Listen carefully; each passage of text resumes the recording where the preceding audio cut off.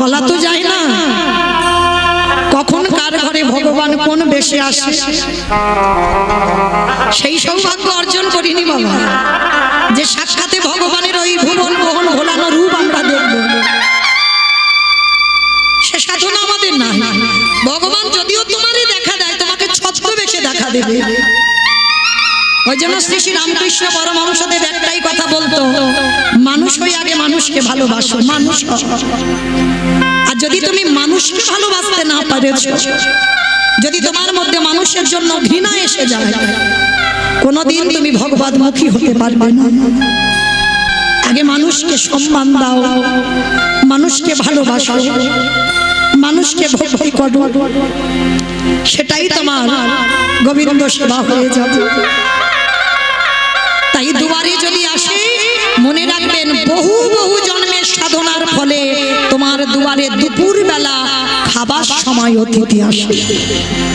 হয়তো দুপুর বেলা তোমার বাড়ি সবার সেবা হয়ে গেছে, তুমি বাকি আছো। হঠাৎ যদি দুপুর বেলা কোনো ভিক্ষুক এসে বলে, মা দুটো প্রসাদ দিবি। অনেক অনেক মায়েরা বলে, আমার হাত জোড়া, তুমি এখন অন্য বাড়িতে যাও, খেয়ে দিয়ে কাজ নেই, একেবারে খাবার টাইমে আসতে হলে। অনেক ভক্তরা আছে বাবা, মুখ নাড়া দিয়ে তাড়িয়ে দেয়।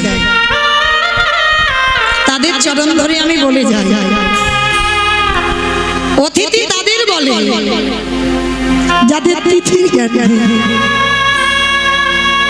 তোমার আত্মীয় পরিজন আসবে, ওরা তো ফোন করে বলে আসছে, তাদের জন্য তুমি ব্যবস্থা করছো, এরা অতিথি নয়। অতিথি তাদের বলবে যার তিথির জ্ঞান নেই, যে বলে আসবে না, যার সময়ের জ্ঞান নেই, যে বার হিসাব করে আসে না, তাকে অতিথি বলবে। আর বিশেষ করে কোনোদিন যদি দুপুর বেলা তোমার খাবার সময় কেউ আসে, চরম ধরে বলি মা, একদিন যদি নিজের খাওয়া নাও হয়, আগে অতিথি সেবা।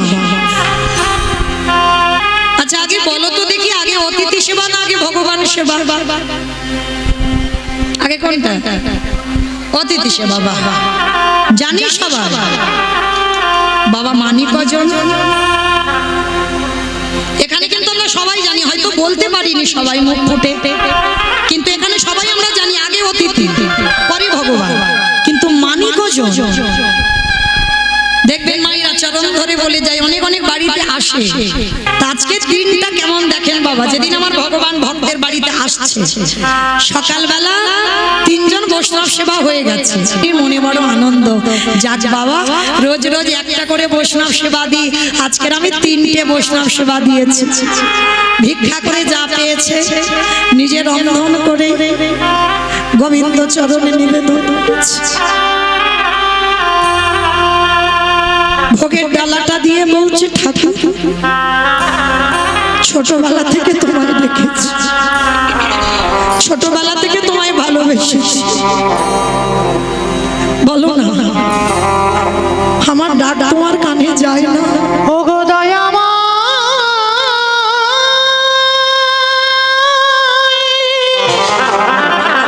শুনতে পাও না তুমি? একেবারে দেখো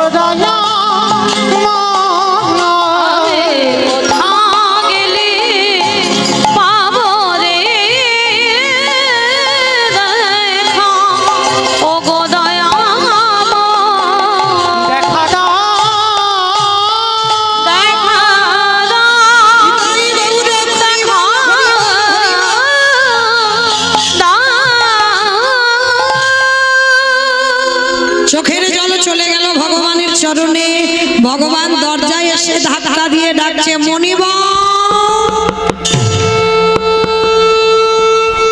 মণিবর বাড়িতে আছো? যেই না বলেছে বাড়িতে আছো, সন্দীপনী মণির ডালা নিবেদন আর হলো না। পারসটা রেখে ছুটতে ছুটতে দরজায় এসে দেখছে বাবা চারজন বৈষ্ণব। বাবা বাবা, আজ আমার দিনটা কত ভালো গো, সকালবেলা 3 জন সেবা দিলাম, আবার দুপুরবেলা 4 জন। আসুন আসুন আমার গৃহে আসুন। ভাবতে পারছেন না, যে নিজের পেটের ভাত জোগাড় করতে পারে না সে অতিথি সেবার জন্য কাঁদে। এটাই বাস্তব বাবা। যা থাকে সে দেয়, যার আছে সে দেয় না। যার কিচ্ছু থাকে না সে ভগবান সেবা দেবার জন্য কাঁদে, কিন্তু বাবা তার উপায় থাকে না, তেমন সামর্থ্য নেই গোবিন্দ সেবা দেবার।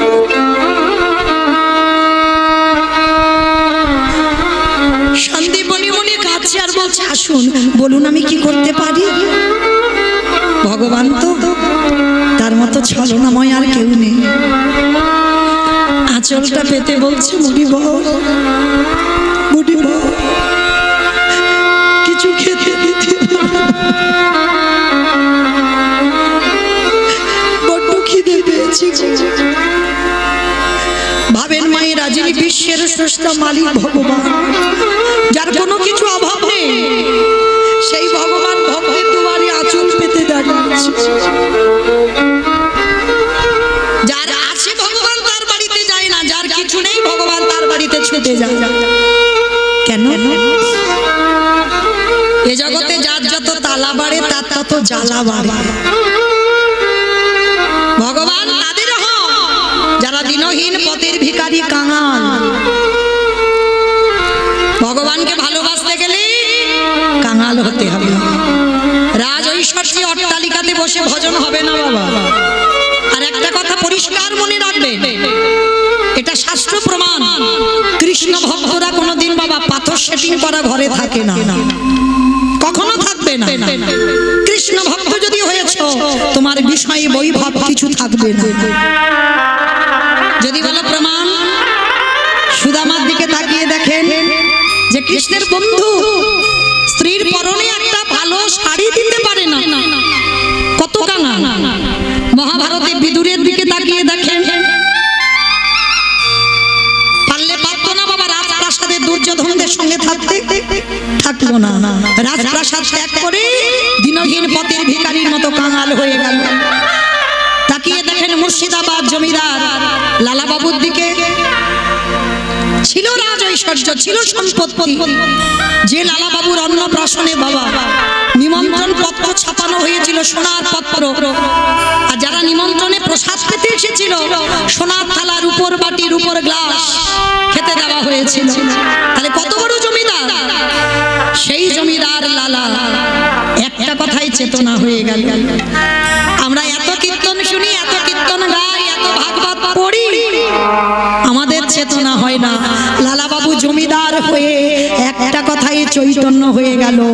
ধোপার নিয়ে তার বাবাকে সূর্য ডুবছে, একটাই কথা বলল, বাবুজি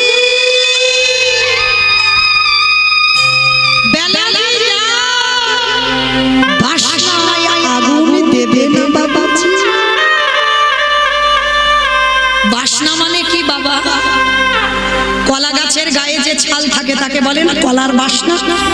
এখনকার দিনে যেমন সাবান উঠেছে জামা কাপড় কাচবার জন্য, তখনকার দিনে সমাজে ধোপার মেয়েরা ওই লোকের বাড়ি থেকে জামা কাপড় এনে কলার বাসনা ছাই করে তাতে ভিজিয়ে রাখতো, সকালবেলা কাচলে সাদা ধপধপে হয়ে যেত। তাই ধোপার মেয়ে বলছে, বাবুজি বেলা যে যায় বাসনায় আগুন দেবে না বাবুজি গো।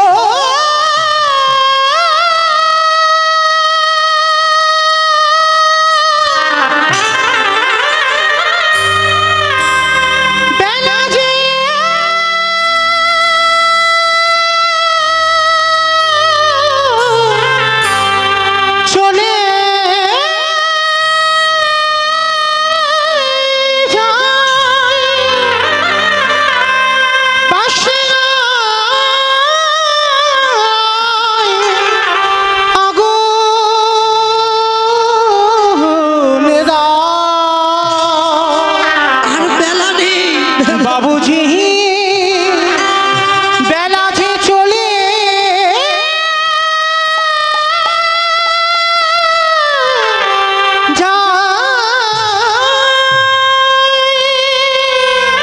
বাবুজি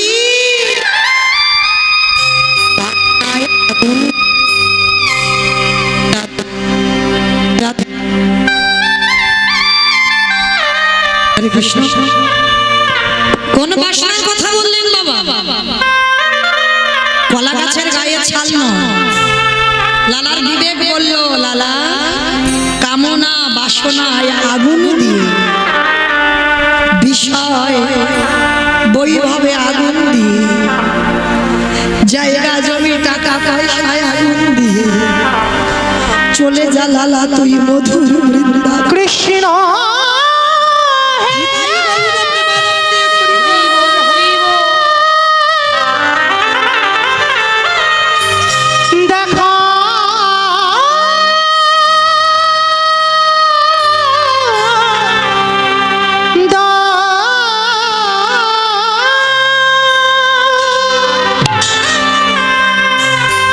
কৃষ্ণ নামে কাঁদবে কাঁদে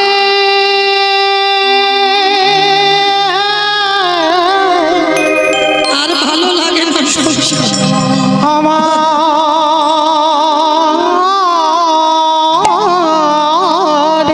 পোড়া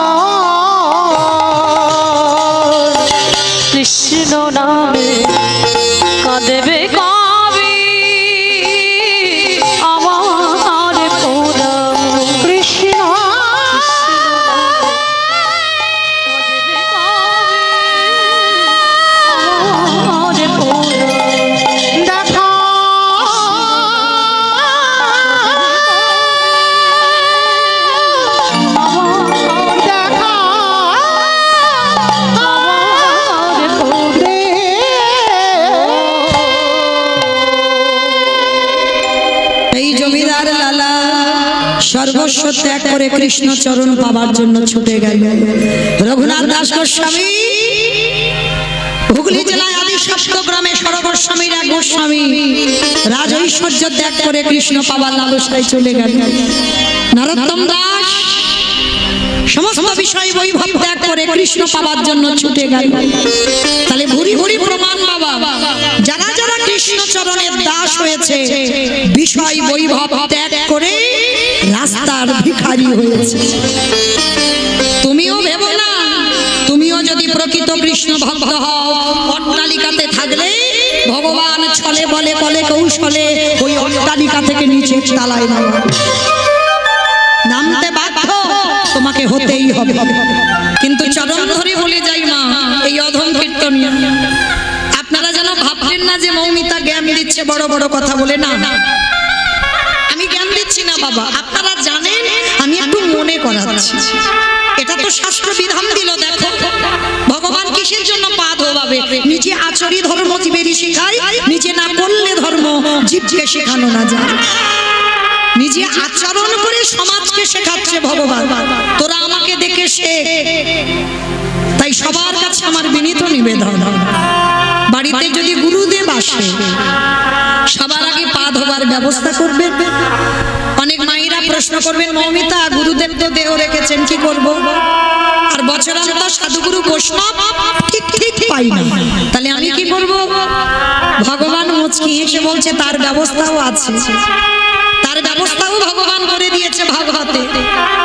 ভগবান কৃষ্ণ সুদামাকে বলেন, সুদামা এই পৃথিবীতে সব থেকে বড় গুরু যে যার ঘরের বাবা মা। আমার কথা নয়, বিশ্বাস করতে হবে না আমার কথা। সুদামাকে তো বলেছে সব থেকে বড় গুরু যে যার ঘরের বাবা মা। তারপরে গুরু হলো শিক্ষা গুরু, দীক্ষা গুরু, তারপরে গুরু হলাম আমি ভগবান। কই একবারও তো ভগবান বলেনি সবার আগে আমি বড় গুরু, সবার আগে বাবা মার জায়গাটা দিয়েছি।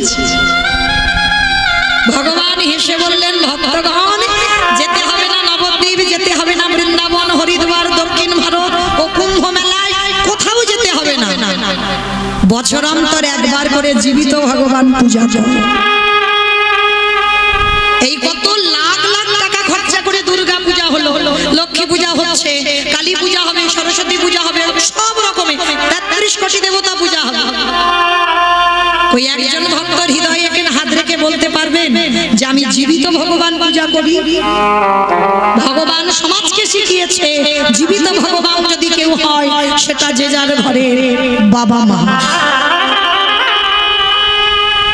বলেন তো মা, আপনারা আমরা ছিলাম কোথায়? বাবা যদি কৃপার বিন্দু দিয়ে মার গর্ভে যদি আমরা 10 মাস না ধরে রাখতো মা, পারতেন এই বসে বসে কীর্তন শুনতে আর দাঁড়িয়ে কীর্তন গাইতে? ধরে রেখেছিল বলি না, যার জন্য আজকে সমাজে এসেছো দাঁড়িয়ে।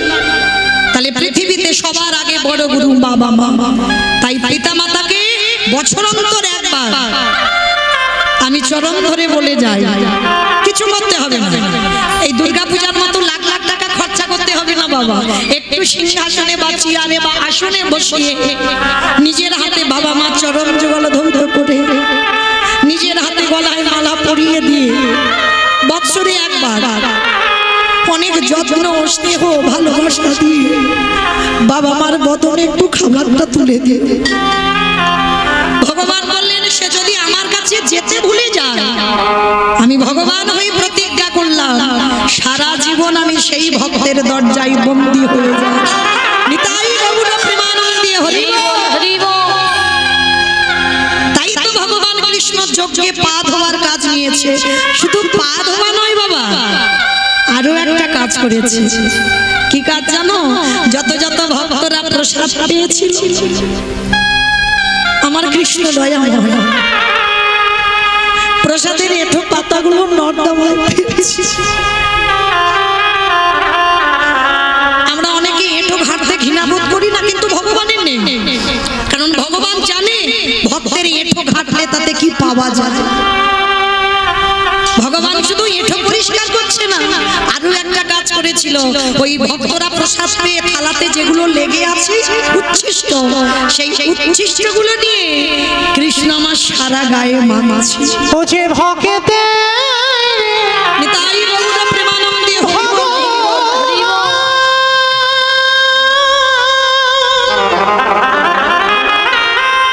ও যে ভক্ত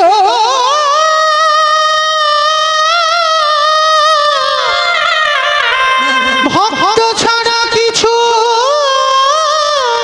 জানে না কৃষ্ণ তাই তো যুগে যুগে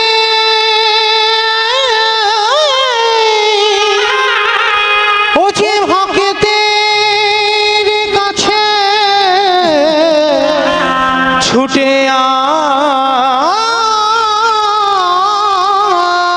আসে। আমি যে ভক্ত ও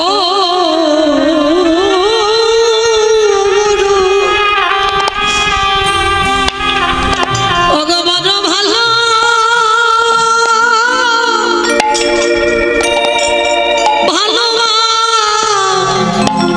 ভালোবাসি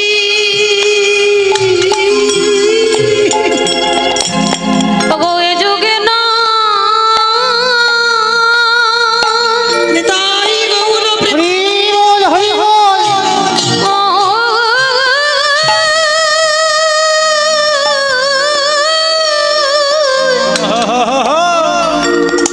ওগো এ যুগে না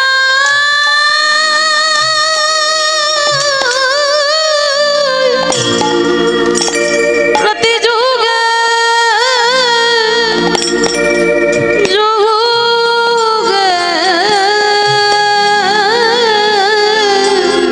আমি যে ভক্ত বড়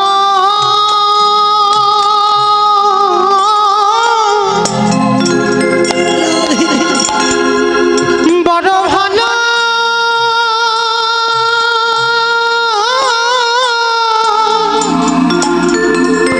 ভালোবাসি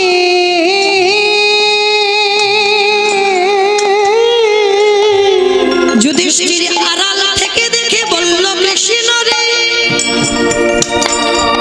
এই জগতে ভক্তদের চরণ ধোবাবি মেনে নেওয়া যায়, ভক্তদের একটু পাতা নর্দমায় ফেলিবি মেনে নেওয়া যায়, কিন্তু কৃষ্ণ রে ওরে ওই ভক্তদের একটু কেন তুই গায়ে মাগলি নিতাই ওরে কেমনে ভক্ত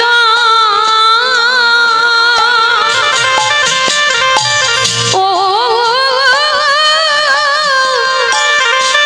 আরে কেমন ভগবান ভক্তের ঠোকেন তুই গায়ে মাখলি ভগবান মৃদু হেসে বললেন দাদা গো, এ যে হলো আমার কর্মফল। যুধিষ্ঠির মহারাজ যেই না শুনেছে কৃষ্ণ বলছি আমার কর্মফল, সঙ্গে সঙ্গে যুধিষ্ঠির মহারাজ চমকে উঠলেন। কৃষ্ণ কর্মফল তার মানে তুই আবার কর্মফল খারাপ করিস? বলে দাদা সবাই তো পাপ করে, আমি কি করি জানো? আমি পাপ করি না, আমি হলাম দাদা গো মহাপাপী। আমার কৃষ্ণ জগতে বলছে, সবারে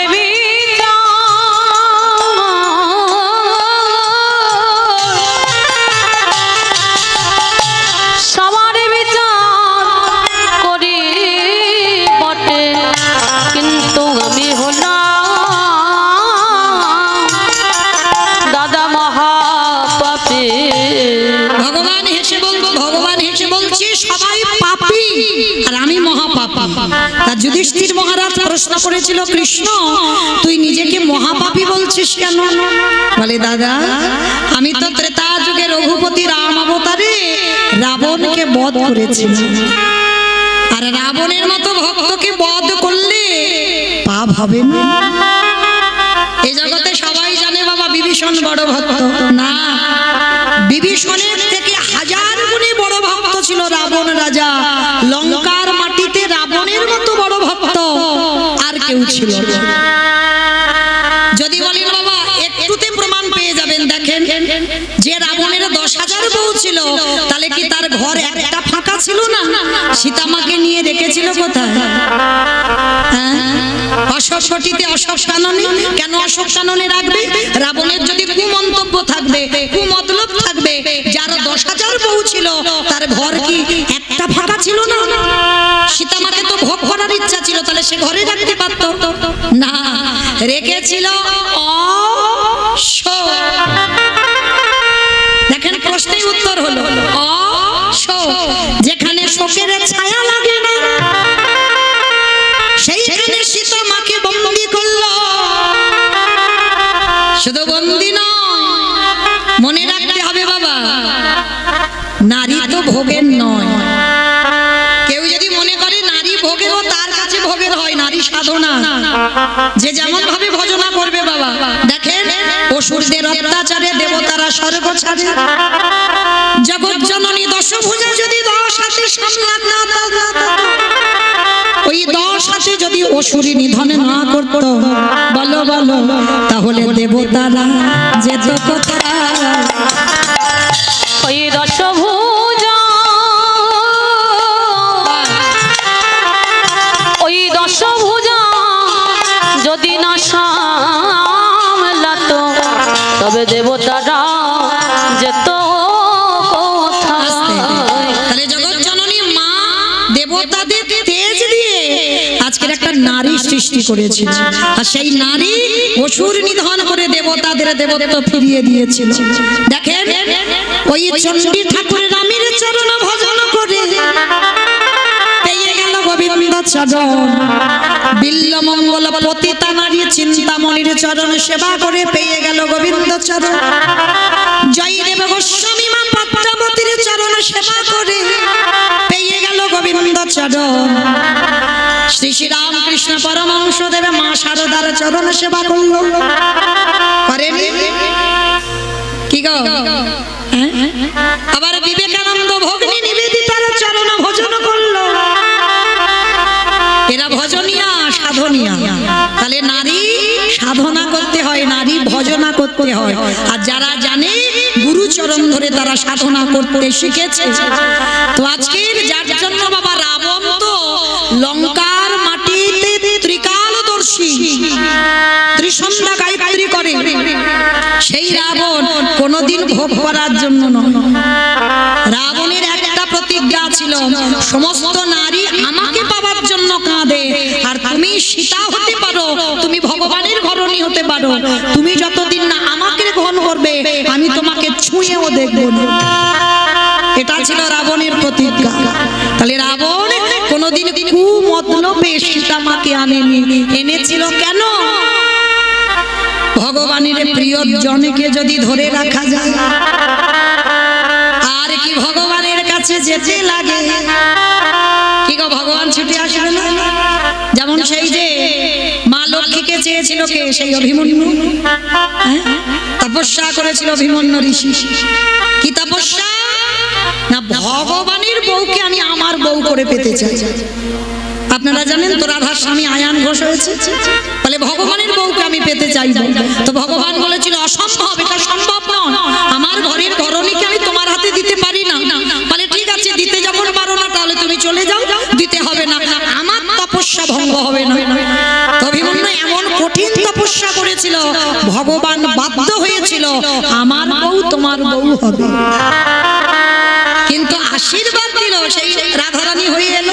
কিন্তু এলে কি হবে? একটা অভিশাপ দিয়ে রাখলো, অভিমন্যু তুমি আমার স্ত্রীকে ঘরণী করে পাবে বটে, তুমি জগতে নপুংসক হয়ে জন্মগ্রহণ। কিন্তু ভগবানের ঘরণী যেতে চাই কোনোদিন স্বামী ছেড়ে, কিন্তু ভগবান কথা দিয়েছে যেতে হবে। কিন্তু আজকের ভগবানের কাছে প্রতিজ্ঞা করেছিল আমি যাব বটে, কিন্তু কথা দাও আমি জগতে গিয়ে আমি যেন অন্ধ হয়ে জন্মাই। আর অন্ধত্ব যেদিন কাটবে অন্ধত্ব ঘটছে। যার জন্য বাবা রাধার যখন জন্ম হয়েছিল পদ্ম পুরাণে বলছে পদ্ম ফুল থেকে জন্ম হয়েছে, আর একটা বলছে বাবা গোবিন্দের বাম অঙ্গ থেকে রাধারানী আহ্লাদিনী শক্তি। কারণ গোবিন্দ একা একা কি সুখ পাওয়া যায় না, তাহলে একটা নারী সৃষ্টি করতে হবে, তাই রাধারানীকে বাম অঙ্গ থেকে সৃষ্টি করেছে। আর পদ্ম পুরাণ বলছে পদ্ম ফুল থেকে রাধারানীর সৃষ্টি হলো, তো সৃষ্টি হয়ে রাধারানী অন্ধ হয়েছিল। যতদিন না গোবিন্দ দর্শন হয়েছে ততদিন অন্ধত্ব ঘটেনি। তাহলে ভগবান পর্যন্ত ভক্তের আশীর্বাদ দিতে বাধ্য হলো আমার বউ তোমার বউ হয়ে যাবে। আচ্ছা বলেন তো বাবা, এই যে আয়ান ঘোষ ভগবানের বউকে নিল, সত্যি কি ভোগ করার জন্য নিয়েছিল? না, তিনি তো নপুংসক, তাহলে কিসের জন্য নিল? জানতো যদি ভগবানের প্রিয় ধনকে ধরে রাখা যায় তাহলে ভগবানের কাছে আমি যাব না, ওই ভগবানকে আমার কাছে ছুটে আসতে হবে। তাই জটিলা কুটিলা আয়ান ঘোষ রাধারানীকে বাদির ঘরে রেখে যত জ্বালা দেয় যন্ত্রণা দেয়, ব্যথা দেয় বেদনা দেয়, কষ্ট দেয় যন্ত্রণা দেয়, আরে রাধারানী যত জ্বলে পুড়ে মরে ওই বাদির ঘরে বসে বসে তারা ঘরে বসে যুগল দর্শন ওই রাধা কৃষ্ণ, ওই রাধা কৃষ্ণ চরণ যুগল ঘরে বসে দর্শন পাবে। আসতে তাহলে রাবণ রাজার চরিত্র ছিল বাবা ঠিক এরকম। সীতা মাকে ধরেছিল কেন? আমি যাব না রামচন্দ্রের কাছে, রাম আসবে লঙ্কার মাটিতে, এটাই তার প্রতিজ্ঞা। তাহলে সেই রাবণকে মেরে রামচন্দ্রের অপরাধ হবে না মা? হ্যাঁ, এই যে অকাল বোধন পূজা হয়ে গেল, এটা তো রাবণ বধের জন্য রামচন্দ্র করেছিল। হ্যাঁ, নবমী তিথিতে রাবণ বধ হলো, আর সেই রাবণকে মেরে মাথা থেকে পা পর্যন্ত পাপী হলো। আর সেই পাপ ধুচ্ছে কবে?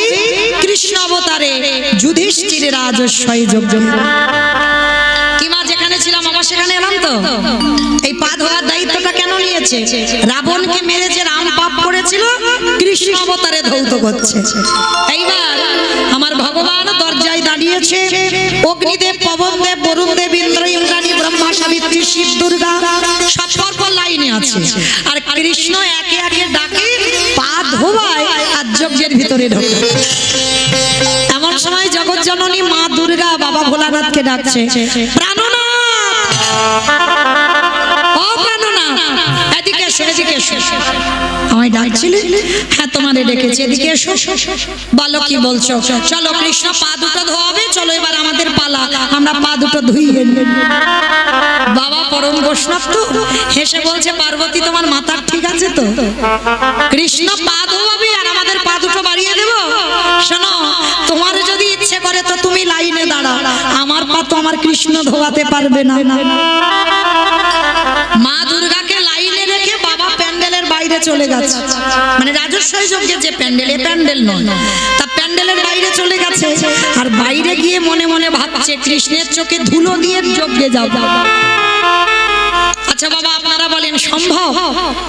আমার চোখে ধুলো দেওয়া সম্ভব? এই যে আমি দাঁড়িয়ে আছি, আপনারা এই যে কত কত ভক্তরা বসে আছে, আমার চোখে ধুলো দেওয়া যায়? কে কীর্তন শুনছে, কে শুনছে না, কে গল্প করছে, কে পাকার বাতাস খাচ্ছে, আবার কে বসে বসে আমি দেখতে পাচ্ছি না। কিন্তু যে ছেলেটা মন্দিরে বাঁশিটা বাজাচ্ছে, কি গো, খাতা কলমে হিসেব হয়ে যাবে কে কি করলো হরিবাসরে বসে, আমাকে কিছু করতে হবে না। এইবার ভগবান কি করেছে? হেঁট হয়ে পা ধোয়াচ্ছে, আর বাবা প্যান্ডেলের বাইরে গিয়ে মনে মনে ভাবছে কৃষ্ণের চোখে ধুলো দিয়ে যজ্ঞে যাব। সম্ভব? তার চোখ তো ঘুরে ঘুরে বেড়াচ্ছে চারদিকে। যেমন বাবা সেই যে দেবরাজ ইন্দ্র গুরুপত্নী হরণ করেছিল, অহল্যা সতীত্ব নাশ করেছিল না? আর নাশ করতে গুরুদেব গৌতম মুনি অভিশাপ দিয়েছিল, তোর সর্বাঙ্গে হবে ভোগ চিহ্ন। আর সেটাই আশীর্বাদে কান্নাকাটি করার পর আশীর্বাদে হলো সহস্র চোখ, মানে হাজার চোখ। ইন্দ্রের শরীরে হাজার চোখ, কিন্তু তার থেকেও আমার ভগবানের শরীরে আরো চোখ বেশি। ভোলানাথ কি করেছে বাবা, কৃষ্ণের চোখে ধুলো দেবে, কি করে দেবে, আড়ালে গিয়ে আমার বাবা ভোলানাথ দুম করে একটা কুকুর হয়ে, আর কুকুর হয়ে মনে মনে ভাবছে কৃষ্ণের ওই পায়ের তলার ভিতর থেকে গলে চলে যাবে। আর মায়েরা, আমরা যারা ভগবানের কাছে মানত করি না, মূর্খ বলে মানত করি। যারা জ্ঞানী ভক্ত তারা মানত করে না, কারণ তোমার যে মনের কি ব্যথা বেদনা, তিনি যদি অন্তর্যামী হয়, তিনি জানে না তোমার মনের কথা। তোমার কি ঘেড়ি পিটিয়ে বলতে হবে ঠাকুর আমার ছেলেটা যেন পাশ করে, ঠাকুর আমার স্বামী যেন ভালো হয়, ঠাকুর আমার বউ যেন ফিরে আসে, বলতে হয়? তোমার মনের কথা তোমার ভগবান সব জানতে পারে। শুধু বললেন ডাকার মতো ডেকে যা, ভালোবাসার মতো বেসে যা, চাইতে হবে না, ফলের আশা করিস না, ফল দেবার মালিক আমি, সময় মতো ঘরে পৌঁছে দেব। নিতাই গৌর প্রেমানন্দে। হরি বল, হরি বল, হরি বল। তো এইবার ভগবান কি করেছে বাবা, সত্য শুনতে পাচ্ছে। এবার ইচ্ছে করে ভগবান পা দুটোকে ফাঁকা করে দিয়েছে, আর বাবা ভোলানাথ পিছন থেকে কুকুর হয়ে গুটি গুটি পায়ে আসছে। আর এসে সবে মাত্র মাথাটাকে, আর যেই না পায়ের তলায় দিয়েছে কৃষ্ণ দুটো হাঁটু নিয়ে কানের কাছে, এইবার দেখ কেমন লাগে। আর যেই না কুকুরের কানের কাছে দিয়েছে, কুকুর কি করবে, কেউ কেউ করবে না, বারবার বলছে কৃষ্ণ ছেড়ে দে, কৃষ্ণ ছেড়ে দে, কৃষ্ণ ছেড়ে দে। বলে ছাড়বো বলে ধরি না।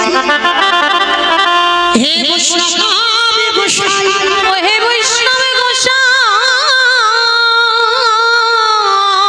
তোমার মতো বৈষ্ণবের দুটো চরণ ধোয়ালে বোধহয় কম হতো, তাই তো কৃপা করে করুণা করে আমার জন্য আরো এক্সট্রা দুটো জুড়ে দিয়েছো। আমা বুঝেছো? শিব ঠাকুরের কটা পা? দুটো। আর কুকুরের পাঁচটা পা, চারটে পা। ভগবান বলছেন রাবণকে মেরে যে পাপ করেছি, তোমার মতো বৈষ্ণবের দুটো পা ধোয়ালে কম হবে, ওই জন্য আমার জন্য আরো দুটো জুড়ে দিয়ে আরো এক্সট্রা করেছো। এবারে দাও দাও চাচো, তুমি বাড়াই বলে ও হে আমার বৈষ্ণব গোসাই, দাও দাও চরণ বাড়াই দাও। বলি এই লক্ষ্মণ ভিদে ধরি না, বলে দাও দাও চরণ বাড়াই দাও। বলি তুমি চরণ ছাড়া আমি আর তো চরণ ছাড়ব না গো। বলি এই লক্ষ্মণ ভিদে ধরি না, আমি আর তো চরণ ছাড়ব না গো। এই তো চরণ ফিরে ধরি না, আর তো চরণ ছাড়ব না গো। বলি এই তো চরণ ফিরে ধরি না। আর তো চরণ ছাড়ব না গো। দাও দাও চরণ বাড়াই দাও। আস্তে মোটা দড়ি নিয়ে কুকুরটাকে কৃষ্ণ বেঁধেছে রাজস্বয় যজ্ঞে। আর বাঁধলে কি হবে বাবা, চারটে পা শুধু ছটফট করছে। ভগবান বলে এবার পায়ের ব্যবস্থা করতে হবে।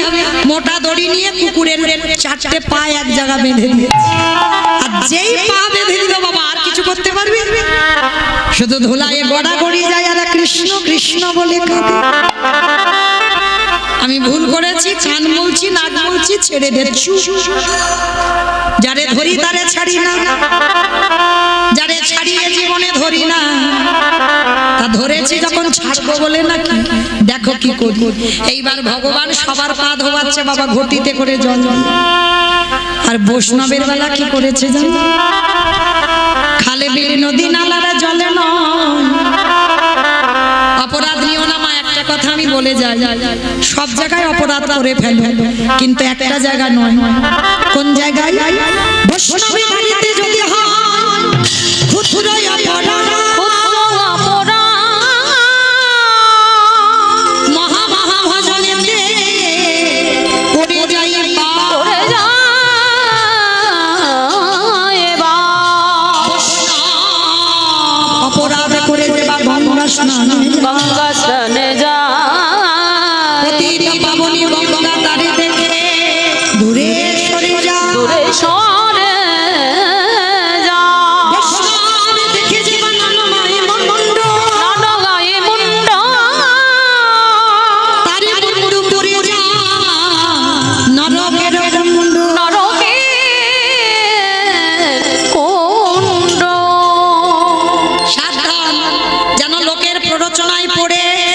নবদ্বীপের মাটিতে ওই চপলের মতো যেন না হয়। অনেক মানুষ আছে বাবা লোকের প্ররোচনায় পড়েও অন্যায় করে ফেলে, নিজের ইচ্ছাতে নয়, সঙ্গ দোষে হয়। তো এটাও যেন না হয়ে যায়। তো আজকে ভগবানের যেই না ওই কুকুররূপী ভোলানাথের চরম চারটে বুকে নিয়ে চোখের জল দিয়ে ধোয়ালো, সেই সময় ভোলানাথ প্রতিজ্ঞা করলো, ওরে কৃষ্ণ রে, এই রাজস্বাই যজ্ঞে তোর চোখের জলে যখন কুকুরের চরণে পড়ল, এই কুকুর হয়ে প্রতিজ্ঞা করিলাম, আগত কলিযুগে আমি কোনদিন আর শিব হব না। কি গো মায়েরা, প্রশ্ন যেটা করেছিলাম একটু উত্তর খুঁজতে গিয়ে দেরি হলো। আমি কি করে বলেছিলাম, সত্যতে শিব, ত্রেতাতে শিব, দ্বাপরে শিব, কলিতে শিব নয়। এই নয় কেন, এটার জন্য একটু রামায়ণ মহাভারতে গেলাম। আমার বুঝতে পেরেছো? এই রাজস্বাই যজ্ঞে ভোলানাথ রূপী কুকুর প্রতিজ্ঞা করলো, কৃষ্ণ আগত কলিযুগে আমি আর শিব নয়, হব অদ্বৈত আচার্য। তুই আমার কৃষ্ণ নয়, তুই হবি নদিয়ার নিমাই ছাড়। আমি 12 বৎসর তুলসী ভাসাবো, তোরে থেকে 52 বছরের বড় হব। যেদিন শান্তিপুর থেকে নদিয়ায় যাব, আমি তোকে বৈকুণ্ঠ থেকে নদিয়ায় নামাবো। যেদিন তুই আর আমি প্রথম সাক্ষাৎ হবে, এই যে রাজস্বাই যজ্ঞে তোর চোখের জল আমার চরণে পড়ে আমাকে ঋণী করে দিলি, এই ঋণী কলিযুগে শোধ করব। আমি অদ্বৈত, তুই গৌর হবি। যেদিন প্রথম সাক্ষাৎ হবে, ওরে এমনি করে যাব আমি ভবাইব। যেদিন নদিয়াতে নেমাই হবি, এমনি করে চরণ ধোয়াইব। বলিতে দেরি শোধ করিব, যেদিন নদিয়াতে নেমাই হবি, বলিকে দেরি নিষেধ আমি এই প্রতিজ্ঞা করে রাখলাম। বলি এই প্রতিজ্ঞা করে এদের শোধ করিব, বলি এই প্রতিজ্ঞা করে দিলাম। এদের শোধ করিব, এমনি করে চরণ ধোয়াইব। আস্তে। তো আজকে সন্দীপনী মণি 4 জন বৈষ্ণবকে বললেন, আসুন আপনাদের সেবা দেব। যেই না বাবা জানে তো সকালবেলা ভিক্ষা করে চাল ডাল আছে, ওইটা রান্না করে 4 জনের হয়ে যাবে। কিন্তু অত সোজা নয়। ভগবান যার বাড়িতে যায় তার ঘর খালি করে তবে যায়, ভরা ঘরে যাবে না। যা কিছু চাল ডাল ছিল সব খেয়ে ফেলেছে ভগবান। আর শান্তিমণি মণি গিয়ে যেই না চালের হাঁড়িটা খুলেছে, বাবা কিচ্ছু দেখতে পাচ্ছে না, সব শূন্য। আর এই মণিবরের ছোট্ট ছেলে, 5 বছরের ছেলে মধুমঙ্গল, যাকে বাবা আদর করে বটু বলে ডাকতো, যেই বটু সেই মধুমঙ্গল। যারা অষ্টকালী লীলা কীর্তন শোনেন, অষ্টকালীনের মধ্যে একটা লীলা আছে বাবা, সূর্য পূজা। সূর্য পূজায় যে ঠাকুর মশাই হয়েছিল না, কৃষ্ণকে নিয়ে এসেছিল, বটু তো আমার কৃষ্ণকে সাজিয়েছিল, সেই বটু সেই হলো মধুমঙ্গল। বাবা আদর করে বটু বলে ডাকতো। তো আজকে ডাক দিয়েছে, বটু এদিকে আয় বাবা। আরে বাবা এই চাল ডাল এখানে ছিল দেখেছিস? কই না তো বাবা, আমি দেখবো কি করে। তাহলে কি হলো? বাবা চিন্তা করো না, অতিথি সেবা দেবে তো? আমি তো জীবনে কোনোদিন যাইনি, আজকে যাব। তোমার ঝোলাটা দাও, আমি কাছাকাছি থেকে কয়েকটা বাড়ি থেকে ভিক্ষা করে আনি। পারবি বাবা? কেন পারবো না? তুমি না আমার শিক্ষা দিয়েছো, কেন পারবো না? মায়েরা 10-5টা ছেলের দরকার নাই, একটা ছেলে হোক, সে যেন 10-এর একজন হয়। আর একটা কথা মনে রাখবেন, বাবা হলো বীজ, মা হলো ক্ষেত্র বা মাটি। বীজ বপন করলো, মাটি যদি নোনা লেগে যায়, মাটির ফসলে জীবনে ভালো হবে না। মামা বুঝেছো? কি গো, তোমাদের ঘরের হাটের মাটি কোন মাটি? মাটি। এই মাটিকে ভালো হতে হবে, তারপরে তোমার ফসলটা ভালো হবে। শিক্ষা তো মা প্রথম দেয়, হ্যাঁ? শিক্ষা বাবাও দেয় না। আর ওই পাঠশালায় গিয়ে শিক্ষা নয়, শিক্ষা মার কাছ থেকে বাবা হবে। তো আজকে ছোট্ট বটু শিক্ষায় শিক্ষিত, মা যেমন শিক্ষা দিয়েছে, বীজও ভালো, মাটিও ভালো, কৃষ্ণচরণের দাস। বাবার কাছ থেকে অনুমতি নিয়ে যাবে ভিক্ষায়, আর ভগবান মনে মনে ভাবছে হায় হায় হায় হায়, এলাম ওর বাবাকে পরীক্ষা করতে, এখন ছেলে বাঁধা হয়ে দাঁড়াচ্ছে, এখন কি করব? দাঁড়াও, ছেলেটাকে একটু ঘষে মেজে নিতে হবে। ভগবান কি করেছে? নিজের দেহ থেকে একটা বটুর মূর্তি বের করেছে, আর আসল বটু যাওয়ার আগে ভগবান বটু সেজে গোটা গ্রাম ভিক্ষা করে নিয়ে চলে এসেছে। ও মায়েরা, সত্যি করে বলো, একটা ছেলে যদি 5 মিনিট আগে তোমাদের এই গোটা গ্রাম ভিক্ষা করে নিয়ে যায়, সেই ছেলেটা যদি আবার 5 মিনিট পরে যায়, ভিক্ষা দেবে? মেরে তাড়া করবে না? একই দশা হলো বটুর জীবন। ভগবান ভিক্ষা করে নিয়ে ওর রূপ ধরে চলে এসেছে, এইবার আসল বটু যাচ্ছে। রাধা কৃষ্ণ সেবিব জীবনে রাধা কৃষ্ণ জীবনে মরণে রাধা কৃষ্ণ সেবিব জীবনে মরণে। ওগো যে স্থানে লীলা কদলে ওই যুগল বিষ্ণ ওগো যে লীলা করে আমার যুগল কিশোর, আজ সখীর সঙ্গী হইয়া সখীর সঙ্গিনী হইয়া ওগো কাহে রঘুবর রাধা কৃষ্ণ সেবিব গো জীবনে মরণে রাধা কৃষ্ণ সেবিব গো জীবনে মরণে। ওগো বৃন্দাবনে নিত্য নিত্য গোড়ায়ামা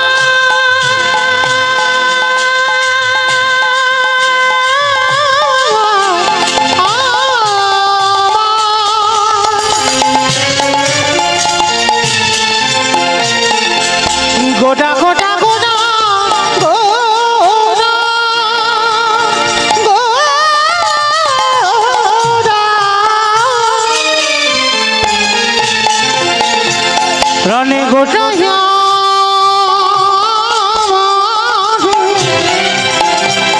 গোটা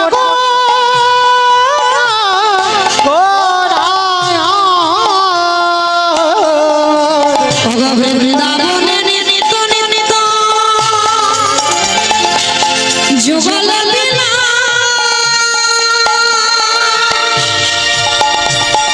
পারিধরা করয়ে সদা নরোত্তম দাস। ওগো প্রার্থনা করই সদাই নরোত্তম দাস। আমি ওই চরণে শরণ দিলাম।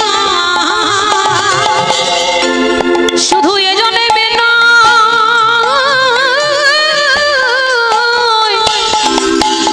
প্রতি জন্মে জন্মে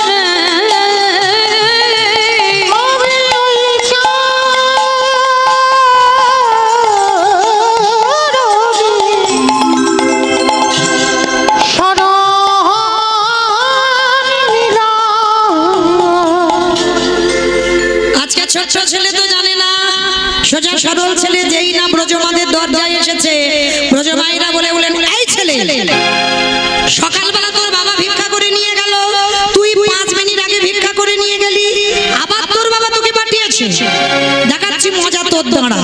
এইবার সবাই মিলে কি করেছে বাবা, ওই বেতের বাড়ি দিয়ে বটুকে বেতটা ঘাত, দূর হয়ে যা, বেরিয়ে যা, দূর হয়ে যা, কৃষ্ণ কৃষ্ণ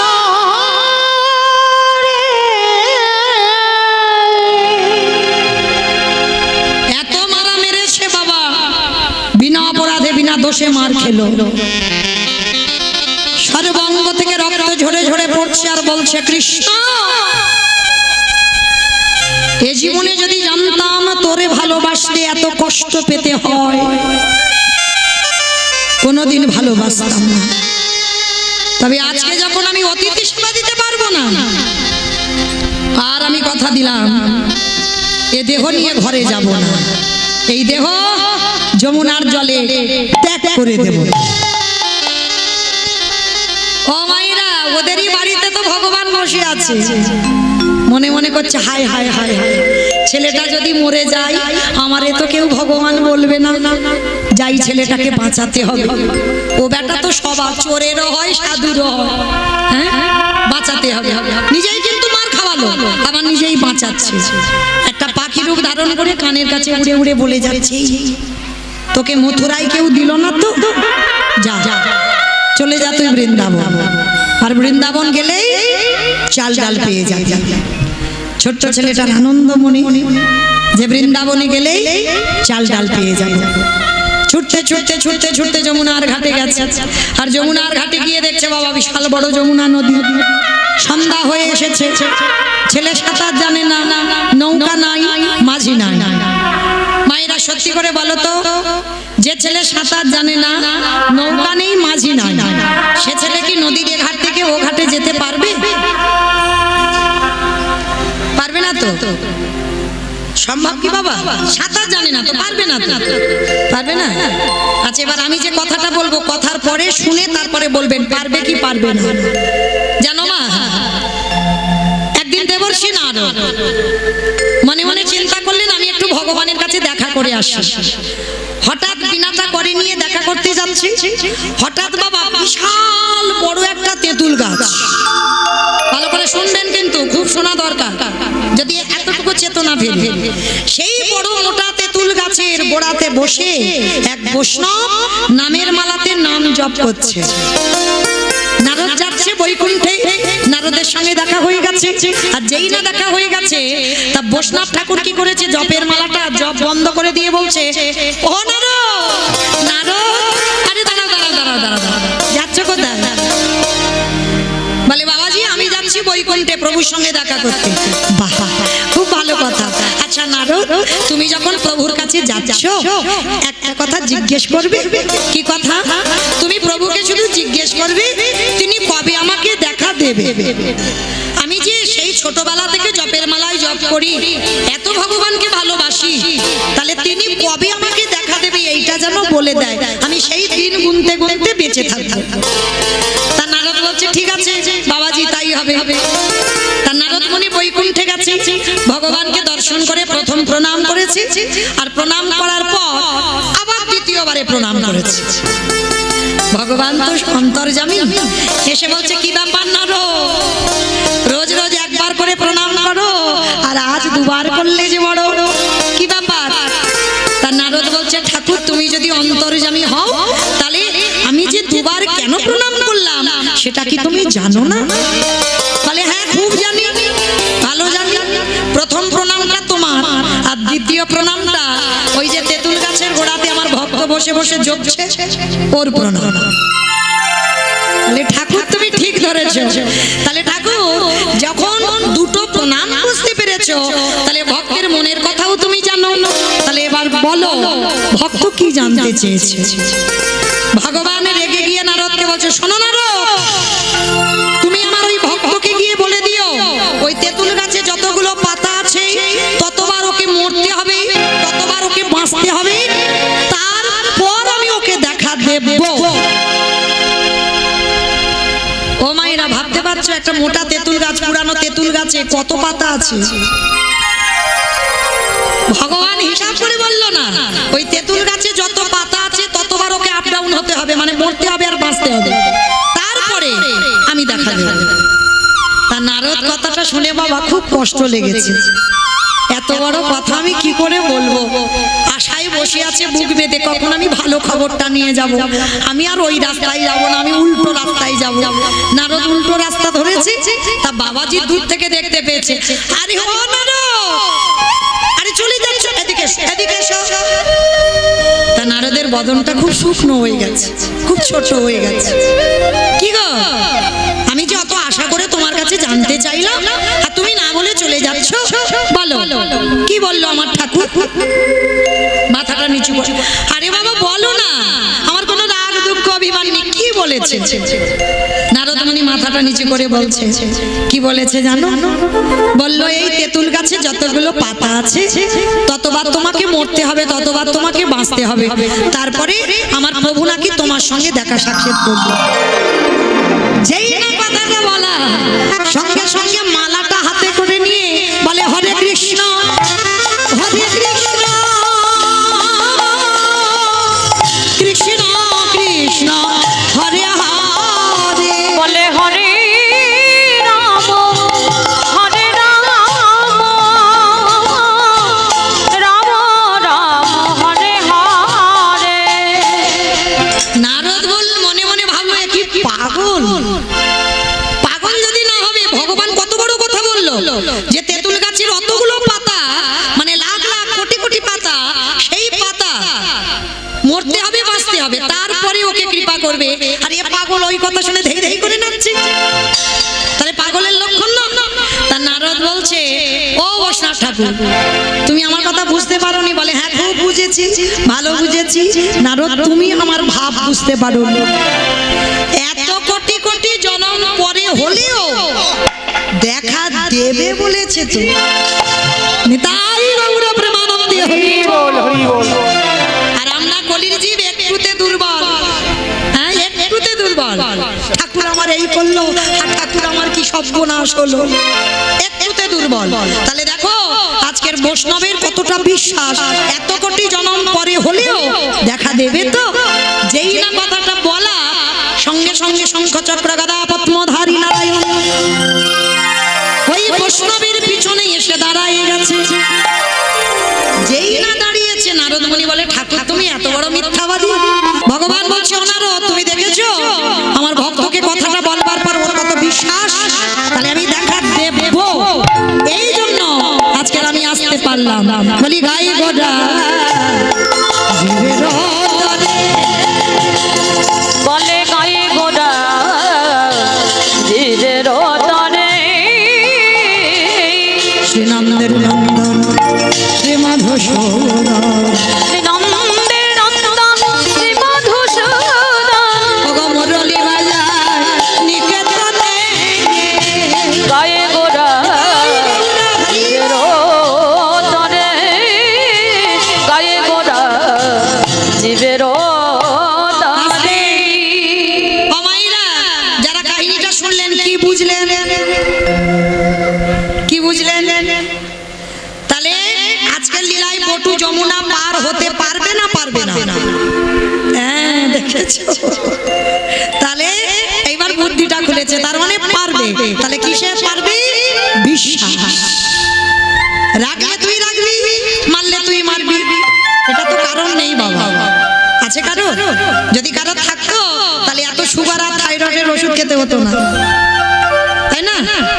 যদি থাকতো ছেলে মেয়েদের অসুখ বিসুখ হলে প্রাথমিক ডাক্তার, সে যদি ভালো না করলো কলকাতা পিজি, পিজি যদি না হলো চেন্নাই, চেন্নাই থেকে ফিরে এসে কি করলো ওখানে ওই শীতলামার ভর হয়, ওখানে শিব ঠাকুরের ভর হয়, মানে যে যেটা বলবে আর না মূর্খ জীব সেটাই করব। ওই একজন ভক্ত এখানে বলতে পারবেন, সন্তান হোক স্বামী হোক স্ত্রী হোক যেই হোক, গোবিন্দ চরণে ফেলে দিয়ে বলেছেন রাগলে তুই রাগবি, মারলে তুই মারবি। শাসন করতে জানতে হবে, ভালোবাসাটা তৈরি করতে হবে, তো তবে তো ভগবান তোমাকে দেখে ভয় পাবে। কারণ ভগবান একটা জায়গায় দুর্বল, যেটা হলো ভক্ত চরণ। কেন জানো? কারণ ভগবানের কাছে যে সম্পত্তি নেই সেই সম্পত্তি আপনাদের কাছে আছে, যেটার নাম হলো ভক্তি। যার জন্য ভগবান ভক্তের কাছে দুর্বল, কিন্তু আমরা সেই জায়গাটা তৈরি করতে পারি না, তাই তো কৃপা হয় না। কিন্তু আজকের বটু জায়গা তৈরি করে রেখেছে, দেখি কি করিস, রাগলে রাগবি, মারলে মারবি, চল। চোখ দুটো বন্ধ করে এক পা দুপা করে নামছে জলে, গলা পর্যন্ত নেমে গেছে মা, মানে আর একটু যদি যায় পা পিছলালেই জলে ডুবে যাবে। চোখটা বন্ধ করেছে শেষ বেলার মতো।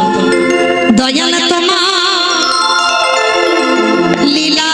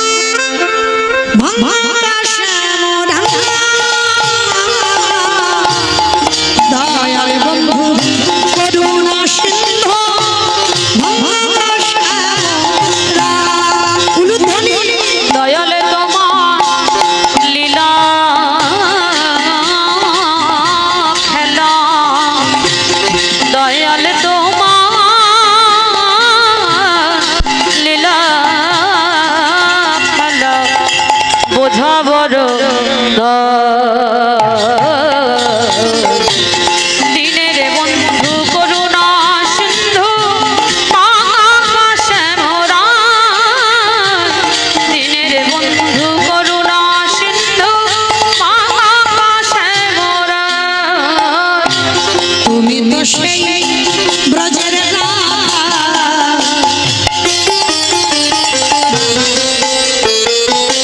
নদিয়ার নিমা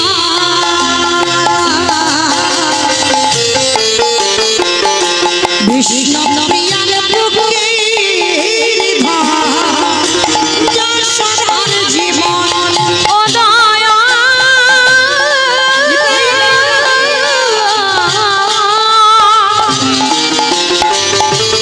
ও দয়া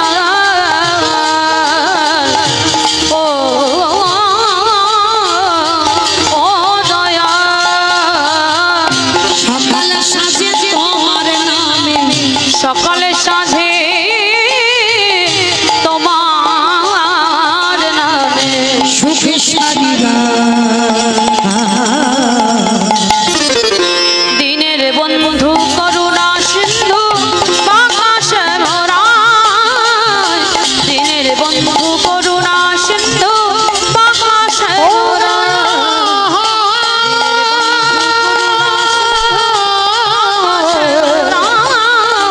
দয়া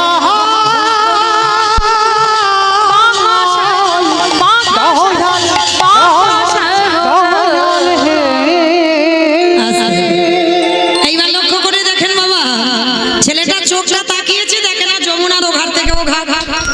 কৃষ্ণ তোর এত এই তোকে কৃপা, তুই আমায় পার করে দিলি। মা পূর্ণমাসীর ঘরে চাল ডাল সবজি যা যা দরকার পুটলিতে বেঁধে নিয়েছে, আর বেঁধে নিয়ে এইবার লক্ষ্য করে বাড়িতে এলেই বৈষ্ণব সেবা। অত সোজা নয়, এখনো বাকি আছে পরীক্ষা। প্রথম পরীক্ষাটা তো ওই লোকের কাছে ওই বটুর রূপ ধরে মার খাইয়েছে, দ্বিতীয়বারে ভগবান কুর্ম হয়ে জলের তলায় বসে আছে। অমাইরা কুর্ম মানে কি গো? কচ্ছপ। বাহ, কুর্ম মানে কচ্ছপ। ভগবান একবার কচ্ছপ হয়েছিল জানো তো? ভগবানের 10টা অবতার তো, সত্যযুগে শুধু 5টা, মৎস্য কুর্ম বারাহ নৃসিংহ বামন সত্যযুগে। ত্রেতা যুগে 2টো রাম, ভৃগুবংশী যমদগ্নি রৌরসী, মা রেণুকার গর্ভে জন্ম নিল ভিগুরাম বা পরশুরাম। আর ক্ষত্রিয় কুলের রাজা দশরথের ঔরসে মা কৌশল্যার ঘরে জন্ম নিল দাশরথী রাম বা সীতাপতি রাম, 2টো রাম। আর তারপরে একটা বলরাম, আর কলিতে একটা হয়ে গেছে বুদ্ধ অবতার, আর একটা আসবে কলকি অবতার। ভগবানের মোট 10টা অবতার, তার 9টা কমপ্লিট বাবা, একটা বাকি আছে। তা আজকের লীলায় কচ্ছপ হয়েছে, আর কচ্ছপ হয়ে জলের তলায় বসে আছে। আর ছেলেটা তো বটু তো জানে না, চাল ডাল বৃন্দাবন থেকে নিয়ে নাচতে নাচতে নাচতে নাচতে পর পাটা কচ্ছপের পিঠে। আর যারা যারা কচ্ছপ দেখেছো বাবা, পিঠটা পিছল মতো নয়, আর যেই পাটা দিল পা পিছলে একেবারে যমুনার জল। আর যেই যমুনার জলে পড়ে গেল সঙ্গে সঙ্গে বাবা একেবারে চাল ডালের পুটলিটা পড়ে গেল।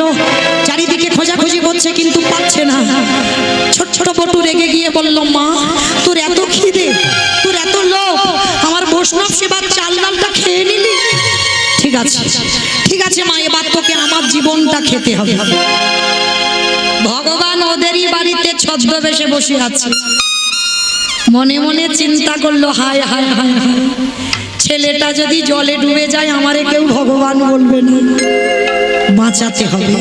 মানে কিরকম বদমাস, মানে ভেবে দেখো, একবার করে বিপদে দিচ্ছে, একবার করে বাঁচাচ্ছে, আবার কেউ বাঁচাচ্ছে, উনিই বাঁচাচ্ছে। ছেলেটাকে বাঁচাতে হবে, কিন্তু কি করে বাঁচাবো? দাঁড়া, এইবার বটুর বাবাকে ডেকেছে, হে মুনি বাবা, কেমন বাবা হয়েছো? ছেলেটা কখন গেছে এখনো ফিরছে না, তুমি বাবা হয়ে খুঁজবে না? তাই তো, এত তো দেরি হওয়ার কথা নয়, ছেলেটা কেন এত দেরি করছে? দাঁড়া, আমাকে একবার গিয়ে দেখতে হয়। বাবা ছুটতে ছুটতে যমুনার ঘাটে গেছে, আর ঘাটে গিয়ে দেখছে বাবা ছেলেটা গলা পর্যন্ত, মানে প্রাণ ত্যাগ করবে বলে এত দূর পর্যন্ত নেমে গেছে। মানে আর একটু যদি দেরি হয় ছেলেটা ডুবে যাবে।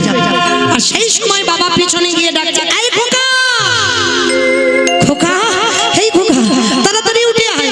আরে বাবা, সাঁতার জানিস না, তুই জলে নেমেছিস কেন? আগে শীঘ্রই ওঠ। মারা হলো না।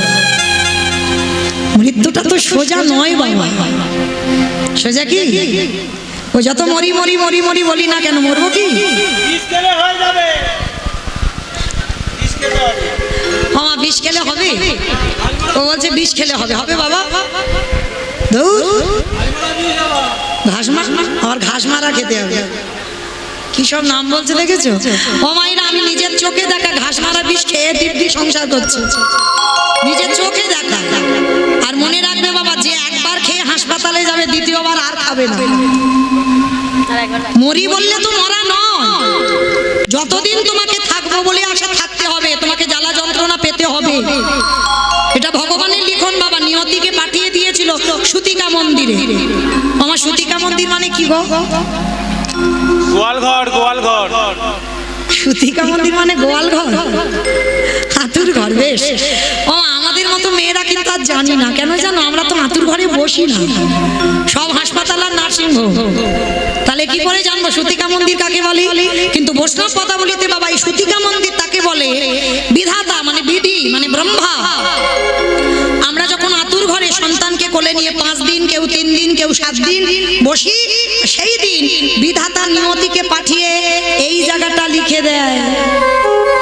কারোর বিপদ হলে দেখবেন সবার আগে এই জায়গাটা চড় বসা।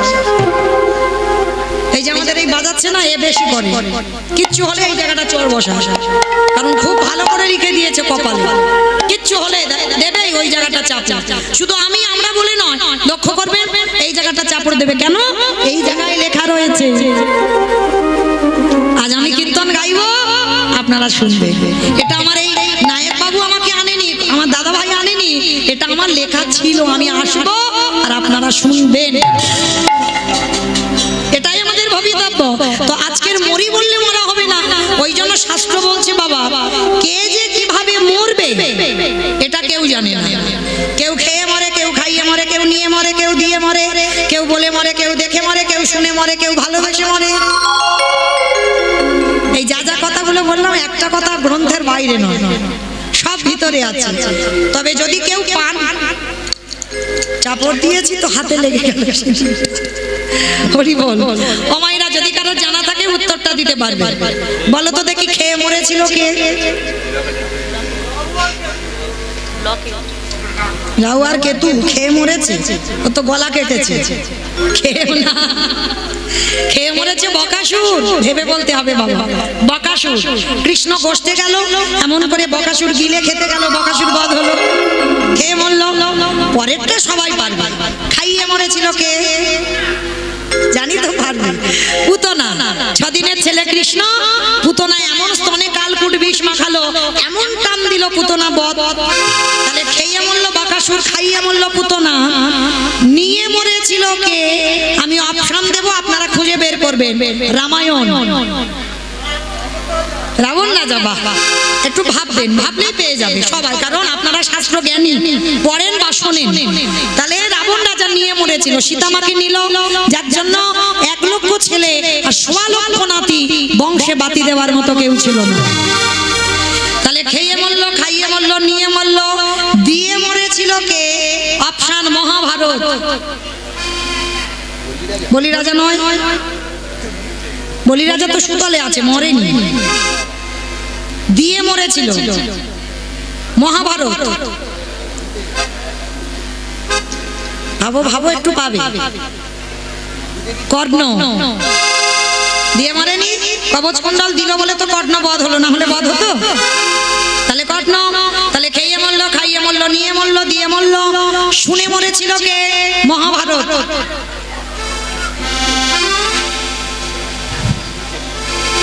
হ্যাঁ বেশ, অশ্বত্থামার বাবা, মানে নামটা ভুলে গেছো, কষ্টগুরু দ্রোণাচার্য।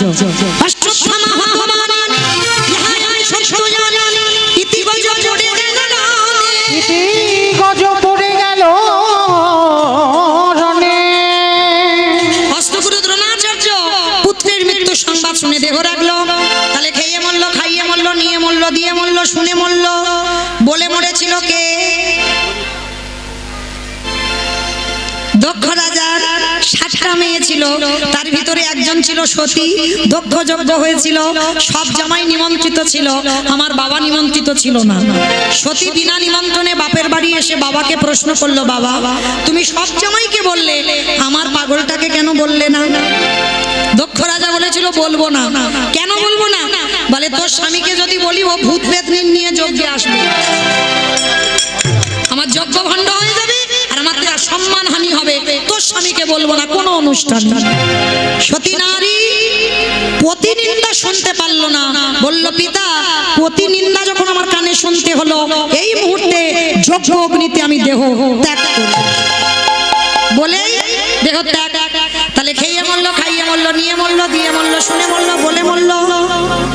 দেখে মরেছিল কে? হিরণ্যকশিপু। সত্যযুগে হিরণ্যকশিপুর দেখে মরে কি দেখেছিল? প্রহ্লাদকে বলেছিল, প্রহ্লাদ তোর হরি কোথায় থাকে? বলে যেদিকে তাকাবো বাবা সেদিকে আমার হরিময় জগৎ। তাই ছেলে এই ফটিক স্তম্ভে তোর হরি আছে? আছে। যেই না আঘাত করলো, ফটিক স্তম্ভ থেকে ভগবান বাইর হলো, দেহটা মানুষ আর মুখটা পশু। যেই না ওই রূপটা ধরেছি, হিরণ্যকশিপু হেসে উঠলো, পারবে না, কখনো পারবে না, কারণ আমি অমরত্ব লাভ করেছি, আমাকে মারতে পারবে না। তা ভগবান হেসে বলল, অমরত্ব দিল তোরে কে? বলে কেন? ব্রহ্মা।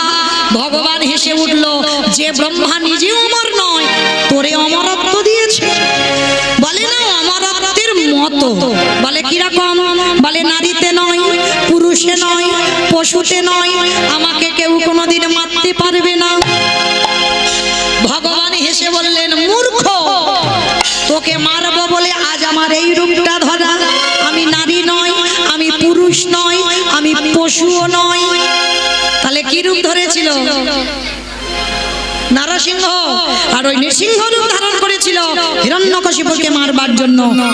যেই না শূন্যে তুলে নিয়েছে, হিরণ্যকশিপুর খিলখিল করে হাসতে পারবে না। কেন পারবো না? বলে জলে নয়, স্থলে নয়, অন্তরিক্ষে মারতে পারবে না। ভগবান বলে মূর্খ, জলে স্থলে অন্তরিক্ষে মারবো না, আমি মারবো আমার জানু দেশে। জানু দেশে মেষ বধ করেছিল না, বক্ষটা বিদীর্ণ করি। বলে তবু মারতে পারবে না। বলে কেন? বলে আমি ঘরে মরবো না, ঘরের বাইরে মরবো না। ভগবান বলে আমি অত বোকা নয়, আমি ঘরে মারবো না, ঘরের বাইরে মারবো না, আমি মারবো তোর ঘরের চৌকাঠের উপরে দাঁড়িয়ে। হিরণ্যকশিপুর বলছে তবু মারতে পারবে না। বলে কেন? বলে শোনো, আমি দিনে মরবো না, রাতে মরবো না। বলে দিন রাতের মাঝখানে মারবো, গধূলি বেলায়। বলছে তবু মারতে পারবে না। বলে কেন? বলে আমি মাসে মরবো না, বারে মরবো না। যখনই কথাটা বলেছে ভগবান চমকে উঠে, মাসে মরবে না, বারে মরবে না। বলো তো দেখি মা, কোন মাসকে মাস বলে না, কোন বারকে বার বলে না? মল মাস। তার মানে আমারে কীর্তন শোনে। মল মাস মানে পুরুষোত্তম মাস। ওই মাসটাকে আমি নয়, মহাজনগতস্য পন্থা, মহাজনেরা বলছেন ওই মাসটাকে মাস ধরে না, ওই মাসের বারগুলোকে বার ধরে না। হিরণ্যকশিপুর বধ করবার জন্য ভগবান মল মাস সৃষ্টি করেছিল। মল মাসেই হিরণ্যকশিপুর বধ হলো। শূন্য তুলে নিয়ে জানু দেশে বক্ষটা বিদীর্ণ করলো, আর ওই রূপ দেখে হিরণ্যকশিপুর বধ হলো। তাহলে খেয়ে মরলো, খাইয়ে মরলো, নিয়ে মরলো, দিয়ে মরলো, শুনে মরলো, বলে মরলো, দেখে মরলো। আর একটা বাকি আছে মা, ভালোবেসে মরেছিল কে? আমি বলবো, বলো। রচনা ব্যানার্জি। আমি বললাম একটা যেন ভাষা গ্রন্থের বাইরে চলে না যায়, শাস্ত্রের বাইরে কথা বলবো না বাবা। ভালোবেসে মরেছিল দশরথ। বেশ, কাকে ভালোবেসেছিল গো? রামকে? কইকেয়ীকে ভেবে বলতে হবে। শাস্ত্র জানেন কিন্তু একটু ভাবতে হয়। রামকে ভালোবেসে মরেনি, ভালোবেসে মরেছিল কইকেয়ী মাকে। কারণ দশরথের একটা দুটো বউ নয়, 750 বউ, 750। যেমন রাবণের 10,000, ভগবানের 16,108 জন। তবে খবরদার তোমরা যেন কেউ করে ফেলো না। তাদের ক্ষমতা ছিল। আর এই যে দশরথ 750 বিয়ে করেছিল না, তার একটা বড় কাহিনী আছে বাবা। সেটা বলতে গেলে আজকের আর ঘরে যাওয়া হবে না, আবার যদি কোনোদিন দেখা হয় সাক্ষাৎ হয় তবে বলবো। তো এই 750 মধ্যে 3 জন ছিল পাটরানী, কৌশল্যা, কৈকেয়ী, সুমিত্রা। আর 3 জনের মধ্যে সবথেকে প্রেম বেশি ছিল কৈকেয়ী মার প্রতি। আর এমন প্রেমে মগ্ন হলো, কায়দা করে 2টো বর চেয়ে নিল। প্রথমবারে ভরত রাজা হবে, আরে দ্বিতীয়বারে রাম যাবে 14 বছরের বনবাস। আর রাম যখন বনবাসী হলো, দশরথ কেঁদে কেঁদে অন্ধ হয়ে গেল, অন্ধ হয়ে বিছানায় পড়লো। আর বিছানায় পড়ে সবাইকে একটা শিক্ষা দিয়ে গেছে দশরথ। কি শিক্ষা বলবো? বলি, আমাদের জন্য নয় কিন্তু তোমাদের জন্য। কেউ যেন আমার উপরে রাগ করো না।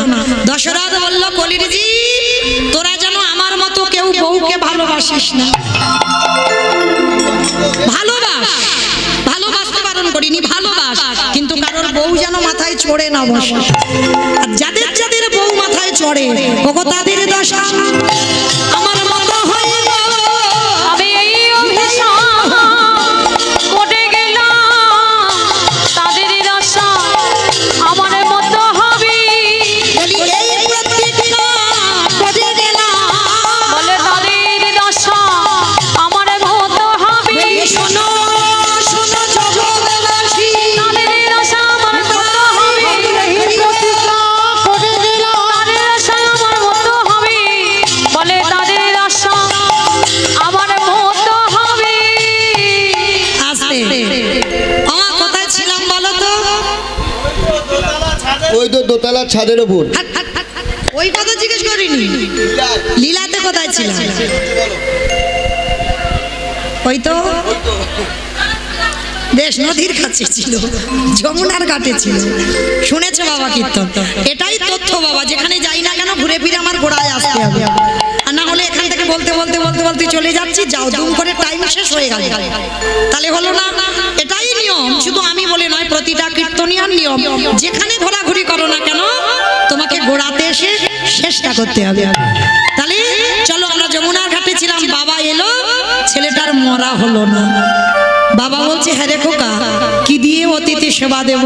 বাবা, ওই যে দূরে দেখা যাচ্ছে একটা মুদির দোকান।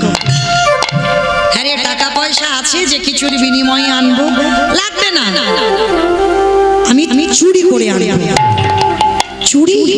হ্যাঁ রে, আমরা ব্রাহ্মণ, আমরা যদি চুরি করি আমাদের গোটা সমাজ কলঙ্কিত হবে, আর তুই বলছিস চুরি? বাবা, নিজের জন্য চুরি করলে পাপ হয়। অতিথি মানে নারায়ণ, নারায়ণের জন্য চুরি করলে পাপ দশায় নেই। বাবা চলো, বাপ বেটা দুজনে যাচ্ছে ভোরের বেলা মুদি দোকান চুরি করতে। পিছনে গোল করে গর্ত করেছে, গর্তে দিয়ে প্রবেশ করেছে দোকানের ভিতরে। চাল ডাল সবজি যা যা দরকার পুটলিতে করে বেঁধে নিয়েছে, গর্ত দিয়ে বেরিয়ে এসেছে। বাবা বাবা, চলো চলো চলো চলো, তাড়াতাড়ি চলো, রান্না করতে হবে, বৈষ্ণব সেবা দিতে হবে, চলো তাড়াতাড়ি পালাই, চলো। বাবা বলছে, খোকা, অতিথি সেবার পরে একটু মুখশুদ্ধি দিতে হয়, জানা বাবা। একটা হরিতকি তুই দোকান থেকে নিয়ে আয়। মায়েরা মনে রাখবে, একজনকে যদি নিমন্ত্রণ করে সেবা দাও, সেবা আনতে মুখশুদ্ধি দিতে ভুলে যাবে না। অনেকে পান, এলাচ, লবঙ্গ, মৌরি, সুপারি যে যেমন পারে, হরিতকি যে যেমন পারে, সেবা আনতে মুখশুদ্ধি। আর মুখশুদ্ধি না দিলে সেবার পরিপূর্ণ ফল তুমি পাবে না। তো আজকের বাবা বলছে, খোকা জানা, আমার ঘরে একটাও মুখশুদ্ধি নেই, একটা হরিতকি আন না। সেই যখন চোর হলাম বাপ বেটা, চল। যেই না বলা, ছোট ছেলে, কেন বাবা বলবে? আর কেন দোকানের ভিতরে আবার যাবে? প্রবেশ করলো দোকানে, পানের থালা পড়ে আছে একটা হরিতকি, হরিতকিতে হাত দিয়েছে। ভগবান মনে মনে চিন্তা করছে, এখনো আমার সেবার সময় হয়নি। প্রথম পরীক্ষাটা তোর রূপ ধরে গোটা লোকের কাছে মার খাইয়েছি। তোমার মনে পড়ছে? দ্বিতীয়বারে কচ্ছপ হয়ে চাল ডালগুলোকে খেয়ে নিয়েছি, মনে পড়ছে? এইবার 3 নম্বরের পালা। আর এটাই যদি উত্তীর্ণ হয় তবেই জানবো চিরকালের জয়। এইবার ভগবানের কেমন লীলা দেখেন। সবে হরিতুকিতে হাত দিয়েছে, ভগবান দৈববাণী করছেন, দোকানদার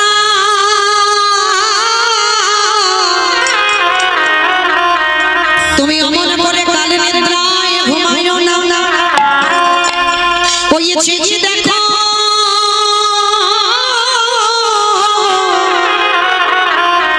তোমার মুদি দোকানে কেমন ছুটি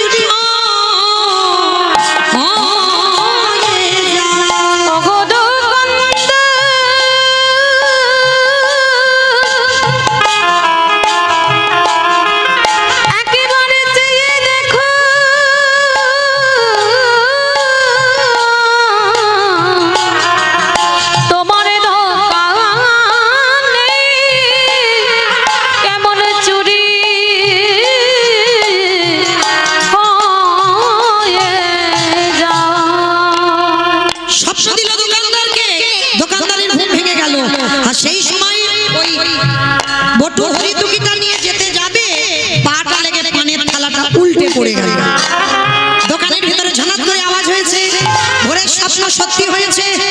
এই মনে হচ্ছে আমার দোকান চুরি হচ্ছে। আরে চোর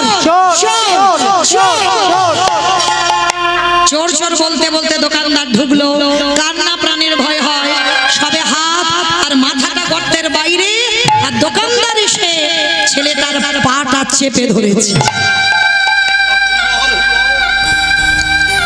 জীবনে কাল ঘনিয়ে এলো মা,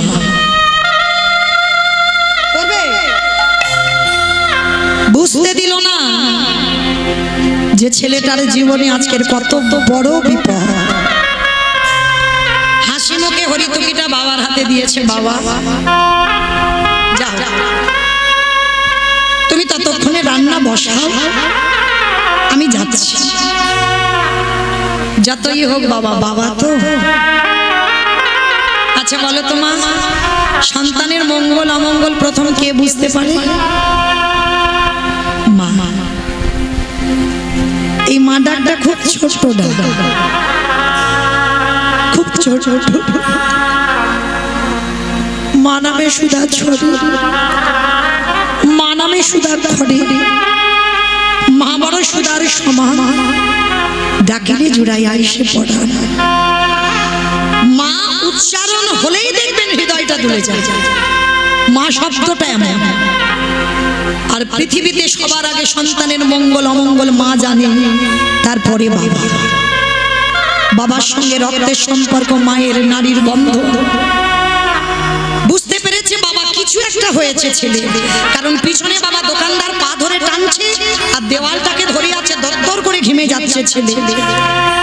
বাবা বলছে, হ্যাঁ রে খোকা, বল না বাবা তোর কি হয়েছে, আয়, তোর কি শরীরটা খারাপ লাগছে, আয় বাবা, আমি হাত ধরছি, তুই বেরিয়ে আয়।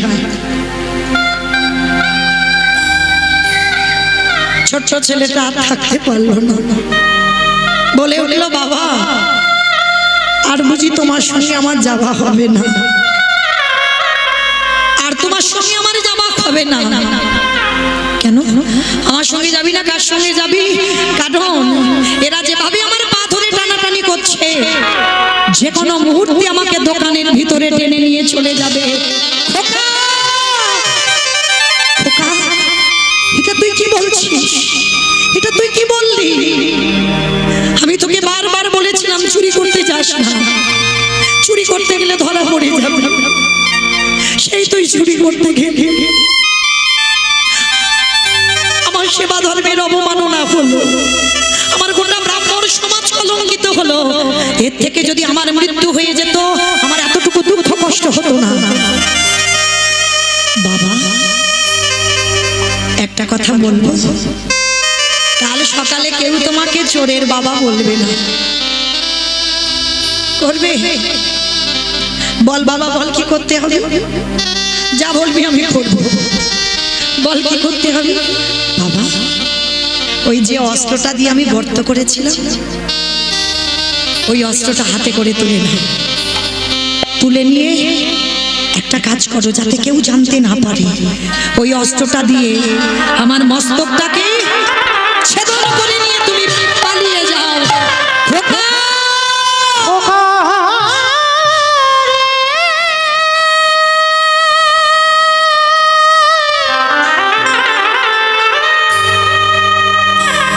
তুই অমন করে বলিস না, চুপ কর। আমি যে বাবা হয়ে শহীদ পারিব না।